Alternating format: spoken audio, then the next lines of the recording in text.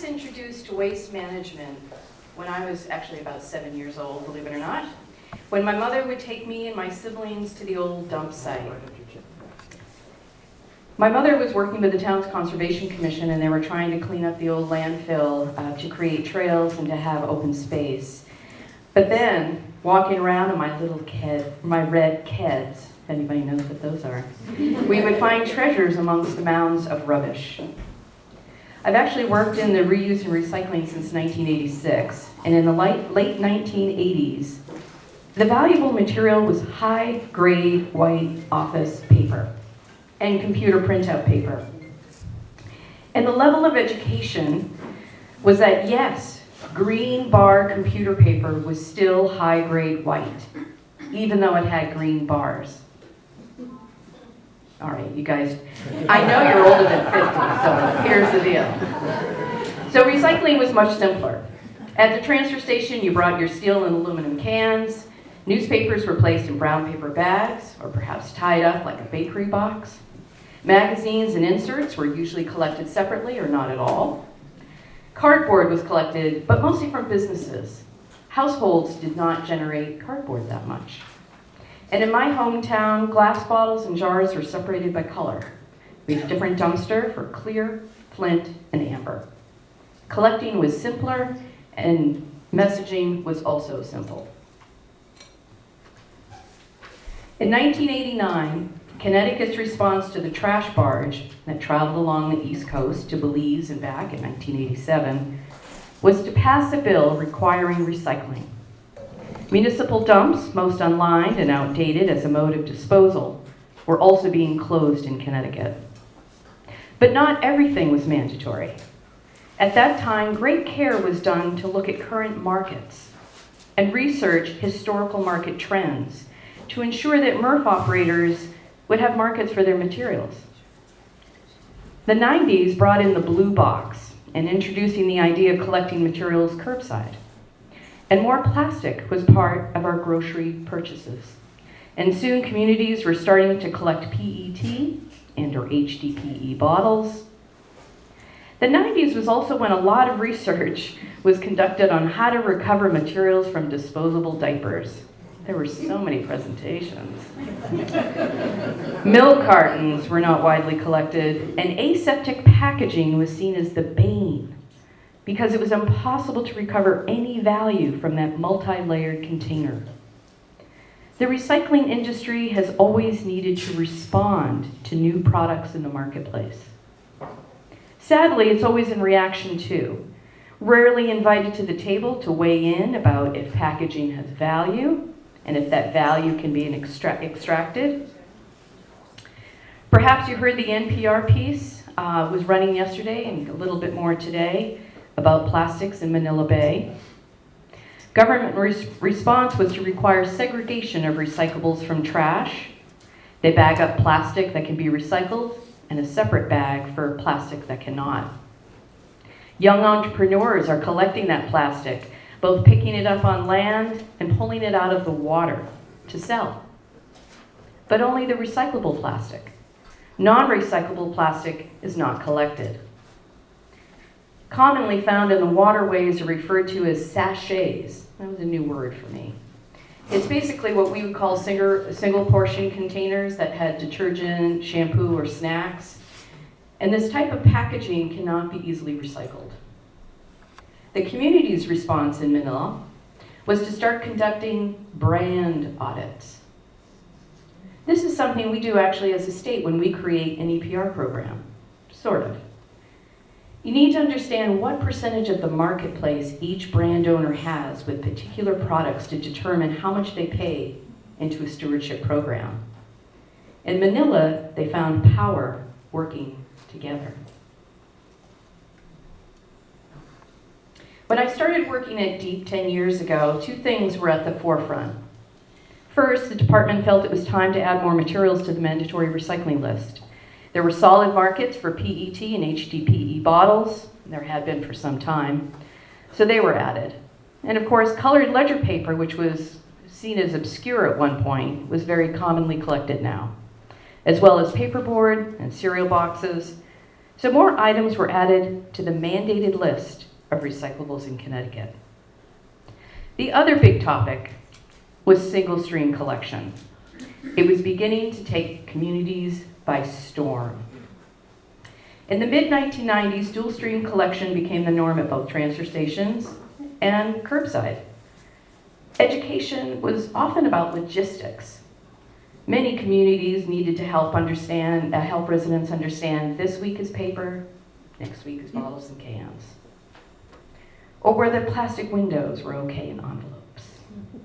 Or should newspaper inserts be left in newspapers? In the mid-2000s, waste collectors were recognizing the benefit of collecting everything together across the country. And some of our local facilities helped lead the effort while others reluctantly joined the pack. Now, every time a systems change happens, capital is needed for our facilities, and time is needed to help residents understand those changes. That's why when many communities switched over to single stream collection, they also changed their bins to carts and created new educational materials. But frequent change is not good from an educational perspective. Helping change residents' behavior is a slow process and it takes time. Single stream collection was sold as easier. At a time, the amount and types of packaging was becoming more complex. More residents would participate when they were told everything could go into one bin. Everything. And this is where our challenges began. Everything was different from town to town. Everyone had a different interpretation of what everything was and how to explain it. Now, when I worked in Massachusetts in the mid-1990s, we were envious of Connecticut. You had an incredible statewide education program, working with teachers and schools, providing professional development to recycling coordinators, and of course, the trash museum and the garbage museum. But this great program was conducted almost 25 years ago. To start a new effort, we had to do some groundwork. When I used to provide workshops to teachers in the general public just 5 years ago, I had to use humor to quell the issues of anger and frustration, because when it came to explaining how to recycle, it depended on your town. Each town had their own rules, their own guidelines, and called things out differently, even when they contracted with the same MRF. So before we could do a statewide promotional campaign, we needed to harmonize our recycling in Connecticut. What does it mean to harmonize? The Recycling Partnership states harmonizing means bringing into consonance or accord. In municipal recycling, it means material recovery facilities, MRFs, and other stakeholders work together to provide clear, consistent messaging that can effectively change residents' recycling behaviors. So I'd like to add some synonyms for harmonize. They include adjust, cooperate, integrate, reconcile, adapt, unify, agree, and blend. So in 2016, we provided a survey to the MRFs in Connecticut that processed residential mixed recyclables. We invited them to in-person meetings. They could join also by phone to methodically go through every type of product or packaging material we could think of and ask these questions. Is this material detrimental to your staff? Could it harm your employees as it comes in on the line? Is this material detrimental to your equipment? And is this material detrimental to your ability to market your commodities? Meaning, does this material degrade the value of those commodities? At that time, we did couch glass, recognizing it wasn't ideal in the mixed recycling program, but we're hoping glass would be pulled out by expanding the bottle bill to include all liquor bottles. The creation of the list was based on the idea that most of us, whether you be a professional or whether you be a consumer, are collectors of the stuff. But without the materials being processed, baled, and sold to an end market to be made into a new product, none of us are recycling. If we don't do this, none of us are recycling. Collecting is not recycling. Our MRFs, all competitors, adjusted, cooperated, integrated, reconciled, adapted, unified, agreed, and blended. They recognize the value of harmonizing and creating a universal list. Unlikely partners worked together to create a stronger recycling program to benefit everyone in Connecticut. They found the power of working together. Do I just click on this at this point? I want to show a little video.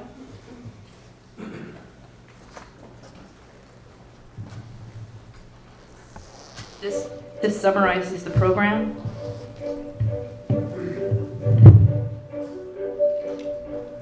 There is a lot of stuff that ends up in that main recycling facility that shouldn't. Some of it could actually jam and slow down the machinery. Some of it could catch fire or explode. Those materials that don't belong in the blue bin, they can cause problems here at facilities like this one. And that wishful recycling becomes a real pain in the neck. Stuff could contaminate the product. Bales of cardboard and paper and plastic.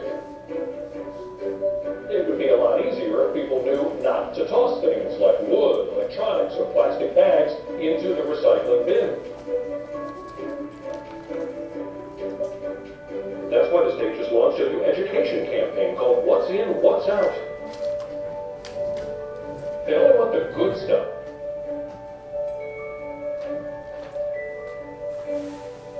This is a new push to educate everybody about this.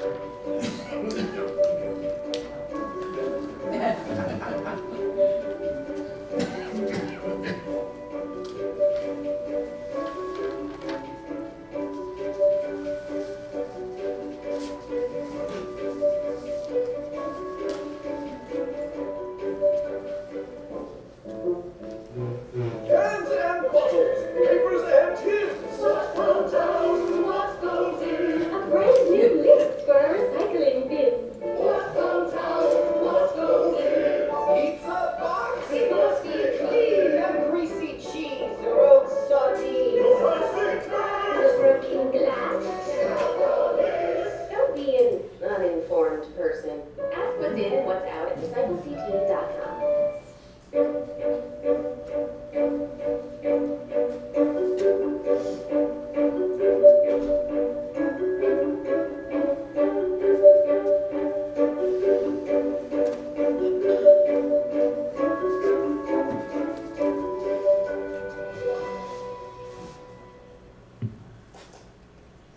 Very nice.